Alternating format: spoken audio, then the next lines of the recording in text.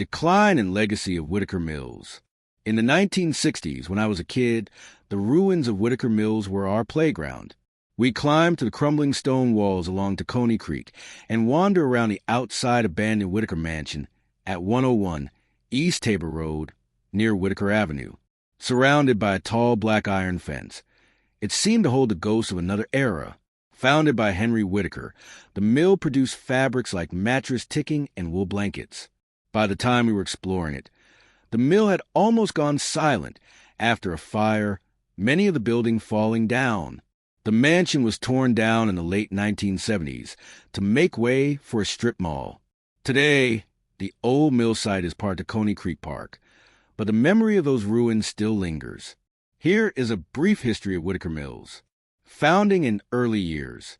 The mill was founded in 1813 by Henry Whitaker on Tacony Creek at Tabor Road in what's now the Olney section of Philadelphia. It began as a water wheel textile mill.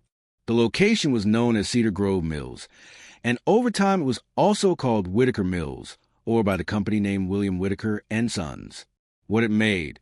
For many decades, the mill's principal product was mattress ticking, a heavy, durable fabric used to cover mattresses. From about the 1840s through World War II, during the Civil War, it produced woolen blankets for the Union Army.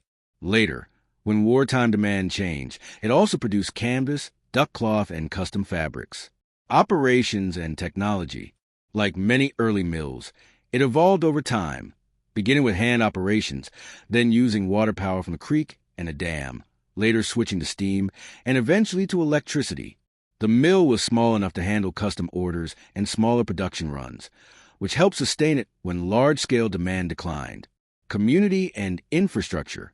Some mill housing for employees stood across the road from the mill well into the mid-20th century, with shared outdoor water pump for several houses. A covered bridge once carried Tabor Road over Tacony Creek near the mill, and a dam across the creek supplied power to the operation. Decline and closure. The business remained family-owned for 6 generations, eventually incorporated as William Whitaker Sons, incorporated in 1946. After World War II, demand for mattress ticking declined. Competition increased, and production costs rose, making it difficult to remain competitive.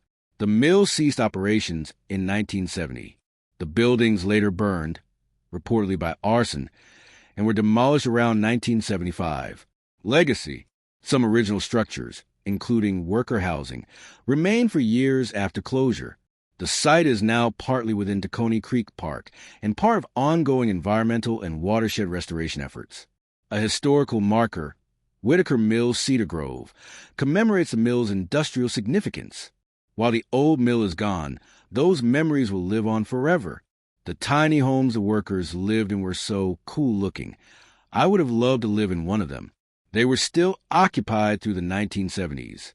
I remember creeping around the property outside, the owners shooting rock salt at us, and us playing Army, turning the ruins of the mill into our fort. Even now, I can picture those afternoons vividly, the thrill of exploration, and no idea that we were part of something much larger than ourselves.